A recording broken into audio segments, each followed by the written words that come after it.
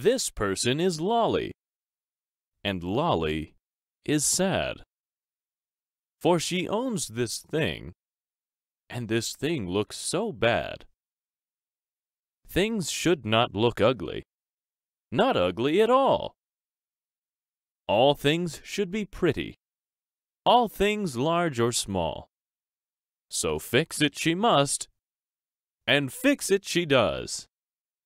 So let's watch her now, to the end, just because.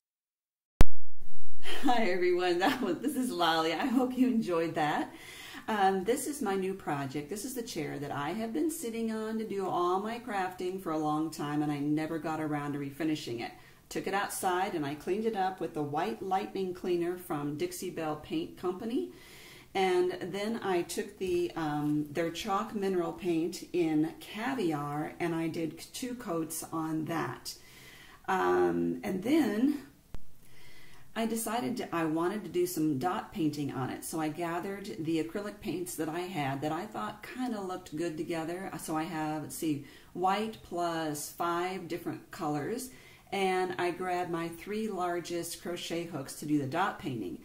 And then I brought the chair into my living room and laid down some really big pieces of cardboard there.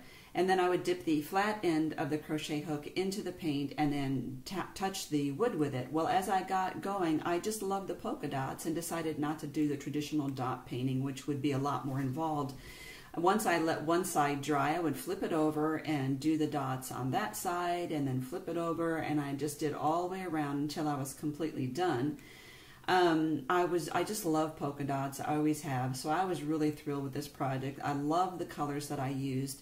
So it's all done in this next shot right here, and I knew I needed to put a sealer on it. So I have used polyacrylic sealer before, but I've used the gloss, and I decided to use the matte, clear matte.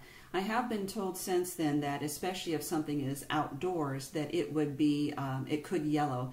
This will be indoors, so hopefully this project is not going to yellow on me. And now we need to talk about the seat cover. Okay, so I went to go to Joann Fabric to find what I want for the seat cover, and what I did was I took this with me. This was my paint palette for doing all the polka dots on the on my wood part of my chair. And I just thought that if something in the fabric store spoke to me that I really wanted that on my chair, I wanted to make sure the colors were great. And so I looked at everything. Everything had too much pattern to it, and I really did decide, since this chair is going to be my craft room, I wanted something that had a wipeable surface, so it kind of go to faux leather. And they did have this color of periwinkle, and it is a beautiful color, and I really, really wanted to like it. And for my chair, have you ever argued with yourself? It's kind of like I stood there, kept saying, come on, you really should love this, because periwinkle is one of my absolute favorite colors. And but I just couldn't deal with it being on the seat of my chair for some reason. And I think if I had found this color, which I knew I wouldn't, this would have been great. I've seen hot pink, but this is not quite really pinky. Anyway, I just had a hard time with it. I even had pictures of my chair with me, and I just kept looking at that and thinking, I don't know why I couldn't get myself to like it enough. So I ended up going ahead and getting the black. And one of my issues, I think, was that I think it detracted away from the beauty of the colorful dots, which is weird because it really should complement them. Another issue was that the black is a thinner weight, and the periwinkle was very thick. And so when you have to, do upholstery and pull that fabric around the wood and get it stapled in place, I just kept thinking, this is going to look really cheap around the corners. It's going to look like a really old diner chair, which would have been okay. I just thought that this would be easier to work with, so we'll see. And of course, first thing this morning, I woke up, and what was I thinking? I was thinking, I'm sorry I didn't get the periwinkle.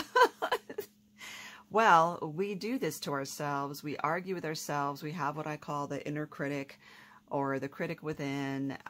So my critic inside, my inner critic, was arguing with me back and forth, back and forth. I even thought about just using this for other crafts and going back and getting the periwinkle.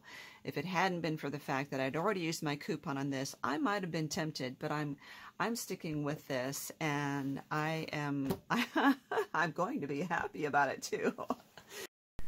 So here it is, and yes, I am really happy that I went with the black faux leather instead of the periwinkle. I just think it suits this project so much.